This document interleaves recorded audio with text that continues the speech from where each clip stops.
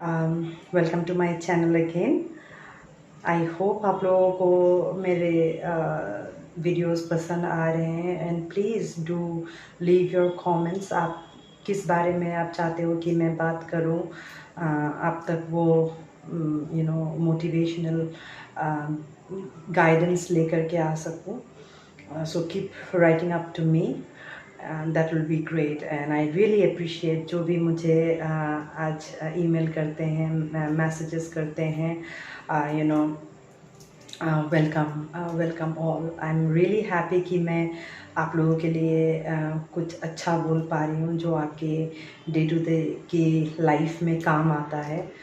And I am really sorry about my Hindi. मेरा हिंदी इतना अच्छा नहीं है, still I am trying to speak okay. मुझे उम्मीद है कि आपको पसंद आएगा। आज हम लोग इस बारे में बात करने वाले हैं माफ़ी। माफ़ी एक ऐसी चीज़ है जो इतना आसान नहीं होता है किसी को करना, राइट? क्योंकि आपको तकलीफ़ हुई है, किसी ने आपको चोट पहुंचाया है, आघात किया है आपके दिल में, आपके दिमाग में, आपके आत्मा में, आप दुख होते हो तो बस ऐसा लगता है कि नहीं, माफ़ तो नहीं करेंगे हम, चाहे कुछ भी हो जाए। तो मैं आप लोगों से ये कहना चाहती हूँ कि सच बात बताऊँ तो ग्रजेस पकड़ करके रखना, किसी के लिए हेट्रेड पकड़ करके रखना, उस ईगो एनर्जी पे वाइब करते रहना is truly not a good sign. We should always learn to forgive others. माफ़ी देना और माफ़ी मांगना, टू बी ऑनेस्ट, हम कर नहीं पाते हैं इसलिए क्योंकि हमें लगता है कि हम झुक जाएंगे, राइट? हम अगर माफ़ी मांग लेंगे तो हमारा स्वाभिमान, हमारा अभिमान, सब कुछ दांव पे लग जाएगा। लेकिन सच तो ये है कि माफ़ी मांग लेने से आप छोटे नहीं हो जाते हो, ठीक है ना? आप अपना कर्म करो ना, आप माफ़ी मांग लो, बात हो गई। आगे उसका कर्मा है, उसने माफ़ करना है नहीं करना है, उसने आपके साथ में झगड़ा करना है, जो भी होगा साफ़ सुथरा आपके साथ में होगा। लेकिन अगर आप माफ़ी नहीं मांग करके आप उबल रहे हो अंदर, ठीक है ना, पागल हो रहे हो, तो आपके सारे आगे के कर्मा भी ऐसे ही होंगे। Because when you are not in a stable mindset, you will be you will keep doing the unethical things, right? Immorally, which is incorrect, okay? जो सही नहीं है, राइट? तो हमें ये कोशिश करना है कि हमें कोई भी ग्रजेस पकड़ करके नहीं रखना है। माफ़ी जहाँ पे माफ़ करना है वहाँ पे आप माफ़ कर दीजिए, मूव ऑन कर जाइए अपने लाइफ के साथ, बाकी ऊपर वाला संभाल लेगा, और अगर किसी ने आपसे माफ़ी मांगना है तो कोई ग्रजेस पकड़ करके मत रखिए, आप अपना माफ़ कीजिए, ठीक है ना? चाहे वो आप उस इंसान को मिल के माफ़ कीजिए या मेडिटेशन करके, साधना करके, भगवान के सामने में रो करके माफ़ कीजिए। जैसे भी आपको समझ में आए माफ़ करने का मतलब, आप उसी तरह से माफ़ करके आप अपने लाइफ में मूव ऑन कर जाइए, ताकि आप जब तक वहाँ पे खड़े रहोगे ना तो आपके पास में कुछ नहीं आने वाला। The moment you will leave that place ना, कुछ चीज़ें हैं जो आपके पीछे पीछे आता है, क्योंकि कर्मा जो होता है वो इंसान को वहाँ ज़रूर लेकर के आता है जहाँ पे उसने किसी चीज़ को अनफिनिश्ड रखा हुआ है। उसके लिए आपको कोई भी टेंशन लेने की ज़रूरत नहीं है। मैं टैरो कार्ड रीडर और मैं आपको ये बात बता सकती हूँ कि आप कुछ भी कर लो, दुनिया में ऐसा कोई ताकत नहीं है जो आपके साथ अगर अन्याय हुआ है तो आप निकल जाओगे, अगर अन्याय हुआ है तो आपको उसकी माफ़ी भी मिलेगी, अगर आपने अन्याय किया है तो उसका सज़ा भी मिलेगा। हर चीज़ के दो पहलू होते हैं, अब मैं दोनों पहलू को देखना बहुत ज़रूरी होता है, अगले का भी और खुद का भी, ठीक है ना? ताली एक हाथ से नहीं बजती है, गलती अगर कहीं और हुआ है तो गलती आपसे भी हुई है, राइट? मैं हमेशा कहती हूँ कि हम दूध के धुले हुए तो है नहीं, है ना? तो हम जब दूध के धुले हुए नहीं हैं तो हम कैसे कह सकते हैं कि हमसे कोई गलती नहीं हुई है? हमसे भी गलती हुई होगी। लेकिन प्रॉब्लम ये है कि हम कभी भी अपनी गलतियों को जानने की, देखने की, समझने की कोशिश नहीं करते। हमें लगता है कि अगला ही इंसान बहुत बुरा है, उसी ने ही बुरा किया है, ठीक है ना, इसने सबके साथ किया है तो मेरे साथ भी किया है। तो यही सारी चीज़ें हमारे साथ में हम करते रहते हैं और उसी का सिला ये होता है कि हम ही हैं जो एट दी एंड रोते रहते हैं, बिलखते रहते हैं, दुख पाते रहते हैं, राइट, क्योंकि हमने उसको पकड़ करके रखा हुआ है, इसने ऐसा किया, उसने ऐसा किया।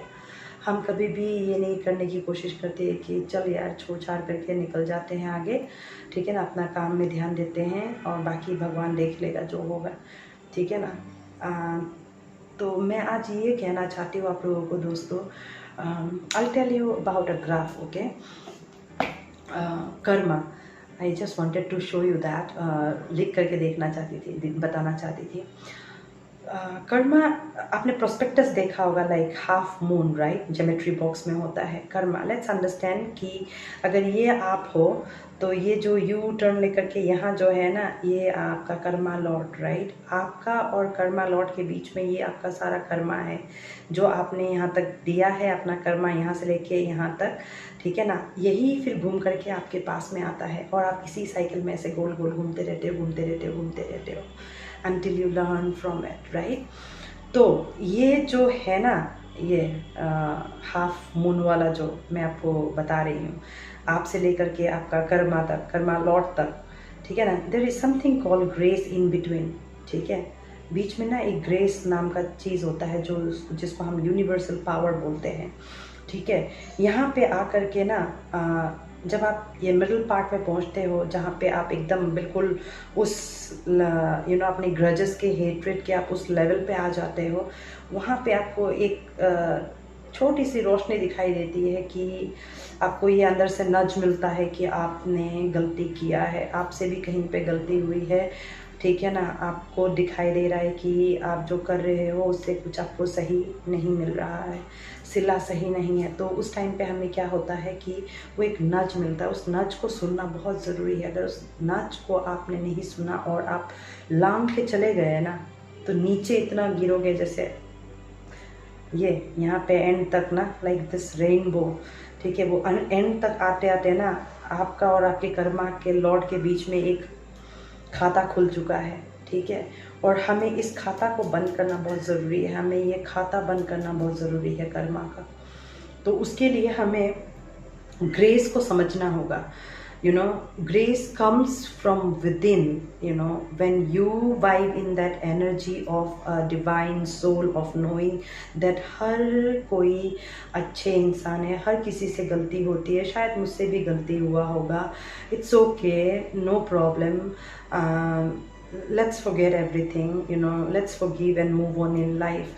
और हम उस ग्रेस के उस रियलाइजेशन पे आकर के, जब हम वो ग्रेस वाले एनर्जी पे वाइब करते हैं सेल्फ रियलाइजेशन के बाद में, when we tap into that energy of understanding कि हाँ यार, अगले से भी, हमसे भी गलती हुई होगी कहीं पे, तो अपने आप अंदर से ना एक ऊर्जा पैदा होता है जो आपको ना एक मजबूर कर देता है, पता है, माफ़ करने के लिए, लेट गो करने के लिए, रिलीज़ करने के लिए उस एनर्जी को। तो हमें ये करना बहुत ज़रूरी है। We have to understand that level, that point of grace in that rainbow of karma from you to the karma lord. बीच का जो ग्रेस है ना, हमें उसको पकड़ करके ना, लटक करके उस पे ही हमारा कर्मा को सब कुछ, जितने भी बुरे कर्मा जो भी हमने सोचा है अपने थॉट्स में, और हम वो ग्रजेस और गुस्सा अंदर ले कर के बैठे हुए हैं कि देखा जाएगा, कर दूंगा मैं, कुछ ना कुछ तो कर ही दूंगा, ठीक है ना। ये जब आप इस एनर्जी पे रहते हो तो कुछ ना कुछ आप ज़रूर, आपसे गलत नहीं होता है, आपसे कुछ ना कुछ गलत कर्मा ज़रूर होगा, क्योंकि जो आपने सोच लिया हो तो होगा ही होगा, राइट। तो हमें अपना सोच को बदलने के लिए, अगर सोच बदलोगे तो आपके आसपास के हालात बदलेंगे, सोच बदलोगे तो दुनिया बदलेगी, राइट। तो हमें हर वक्त किसी को माफ़ करने के लिए सीखना होगा। We will have to learn to forgive others, forget, आपको उस इंसिडेंट से उस सिचुएशन से जो भी कुछ सीखने को मिला है, आप बेशक उसको आप अपने लाइफ में आप इम्प्लीमेंट करते हुए ताकि आगे ऐसा कुछ ना हो, आप आगे मूव ऑन कर सकते हो। But don't keep stuck there with those grudges, egos, attitudes, arrogance, स्वाभिमान, अभिमान, इन सब के पीछे मत भागो। ये सब बिल्कुल एक मिथ है। These are all illusions. These are not real. And if you really want to come into your power, then you will have to learn to forgive others. And that can be done only when you forgive yourself. जब तक आप खुद से प्यार नहीं करोगे, आप किसी और को प्यार नहीं कर सकते हो। जब तक आप खुद को माफ़ नहीं करोगे, आप किसी और को माफ़ नहीं कर सकते हो। बात तो, सच्चाई तो इतनी सी है कि हम खुद से प्यार नहीं करते हैं, इसलिए हम किसी और को प्यार नहीं कर पाते हैं, ना दे पाते हैं। हम किसी और को उस नज़रिए से नहीं देख पाते हैं जिस नज़रिए से हम खुद को, क्योंकि हम जिस नज़रिए से खुद को देख रहे हैं, हम उसी नज़रिए से दुनिया को देख रहे हैं, राइट। तो नज़रिया बदलना बहुत ज़रूरी है, माफ़ करना बहुत ज़रूरी है।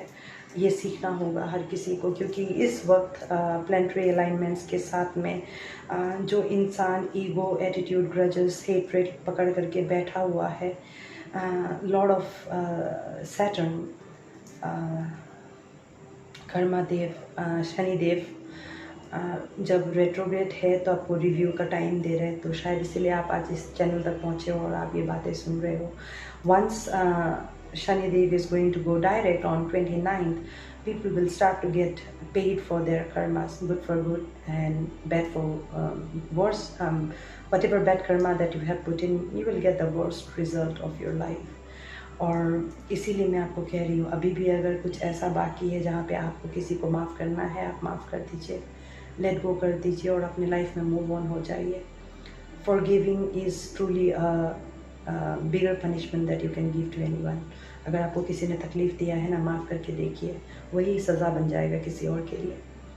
जब आप अपने लाइफ में मस्त हो जाएंगे ना, तो अगला देख करके वैसे ही परेशान रहेगा, भाई कैसे अगला कैसे इतना कुछ कर चुका है, मैंने तो इतना तोड़ दिया था, इतना कुछ कर दिया था, आई पुट एवरीथिंग। अगला सोचने पे ज़रूर मजबूर होगा। ये दुनिया का दस्तूर है, जो बोओगे वही काटोगे।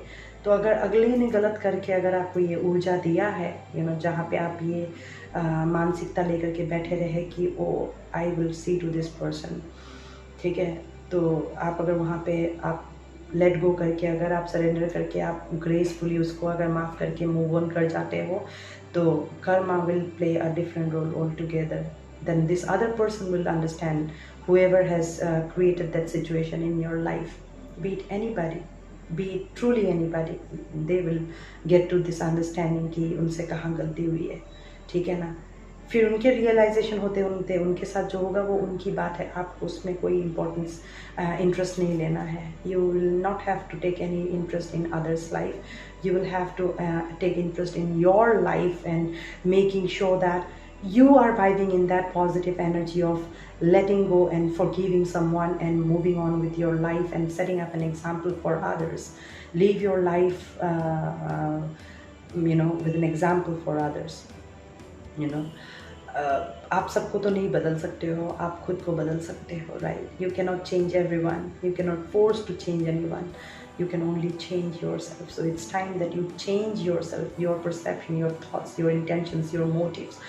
When you keep changing you keep working on those consciously, you be vigilant about your actions and all, be more observant about everything. That's when wonders happen, and you will get to see how the Lord of Grace comes into play. The entire universe will come into play and will guide you, take you through those hard times. I know it is not easy to forgive someone when somebody hurts you, लेकिन मैंने ये चीज़ ज़रूर समझ में आया है कि एक है ऊपर जो सब कुछ देख रहा है और न्याय तो हमेशा मिलती है, ठीक है। और उसका सबसे बड़ा एग्जाम्पल मैं हूँ। मुझे बहुत सारी चीज़ों के लिए न्याय मिला है, जिसकी वजह से जिसने कभी मेरे साथ गलत किया है, एंड अकॉर्डिंगली मैं कभी भी वहाँ पे अटक के नहीं बैठी रही कि मैं तो बदला लेके रहूँगी और ऐसा कुछ करूँगी। I just forgive and moved on. तो आप सबको भी कुछ ऐसा ही करना है, where you need to forgive others and move on in life and create a beautiful space for yourself where you can have good company in your life who understand like-minded people, right? You need to always have like-minded people around you who can tell you something good. All right, listen to something good, see something good, keep reading something good.